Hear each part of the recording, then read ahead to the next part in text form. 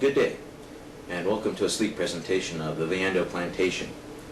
The Liendo Plantation was built in 1853 by Colonel Leonard Gross, and it was once used as a Confederate training ground, and later it was used to house Union prisoners during the Civil War, in which 71% died. They were buried at the end of the railroad tracks, but there's no telling how many of them may haunt the grounds to this day. 8 years after the Civil War, Colonel Leonard Gross died at the plantation in 1873. It was then purchased and occupied by a Scotsman named Dr. Montgomery and his German wife, Elizabeth Ney. Elizabeth was a little bit peculiar. She made her 16-year-old son wear Roman togas while living in an area known as Six Shooter Junction. Elizabeth was a wondrous sculptress. She has marvelous works that are still on display in Austin today. She seems to have given up the art in order to tend and care for her two small children, which is a little bit strange in the fact that she was a feminist of her time.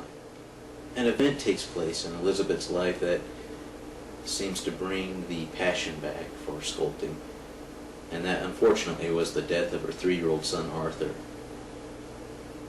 She made a death mask of his face and then took his little arm and made a cast of it.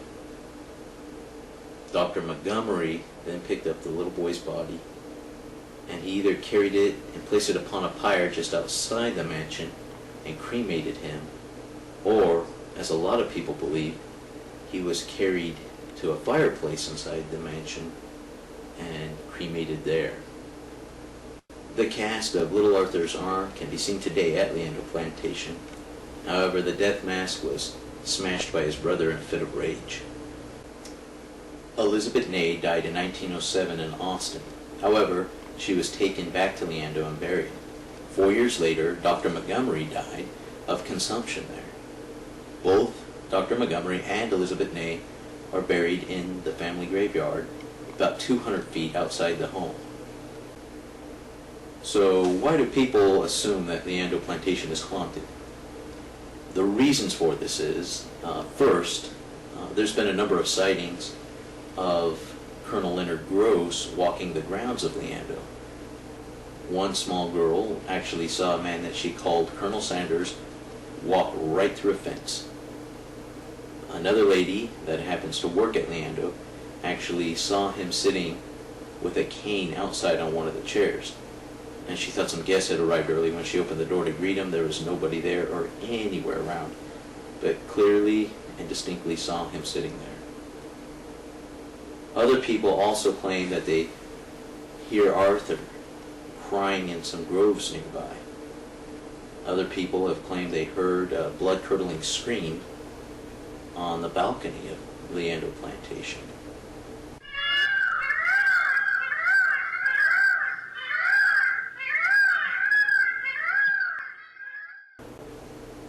This made us inquire if they had peacocks on the grounds at one time, and they certainly did, and we think and we hold this is probably what people heard.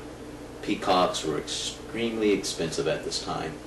One person that heard Arthur cry in the grove was a cowboy, and it's very unlikely that a cowboy would know what a peacock sounds like.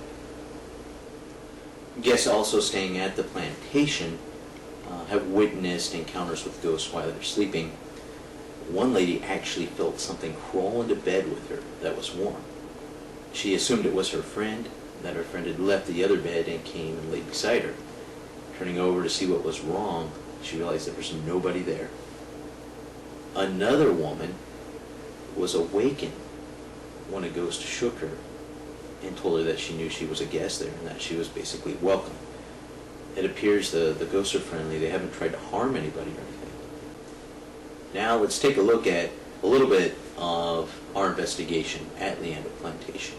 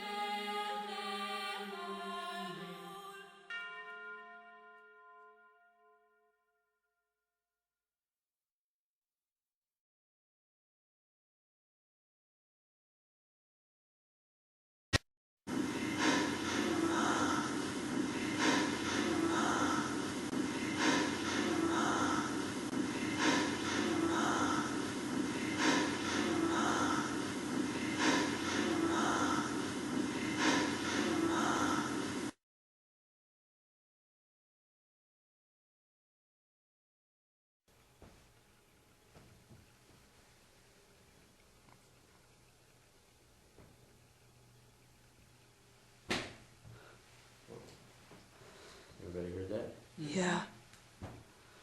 Let's see what we got.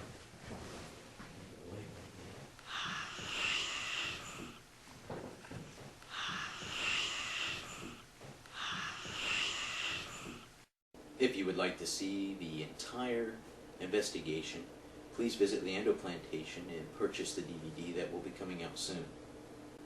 All proceeds will go to the restoration, maintenance, and the operating costs to keep the plantation open.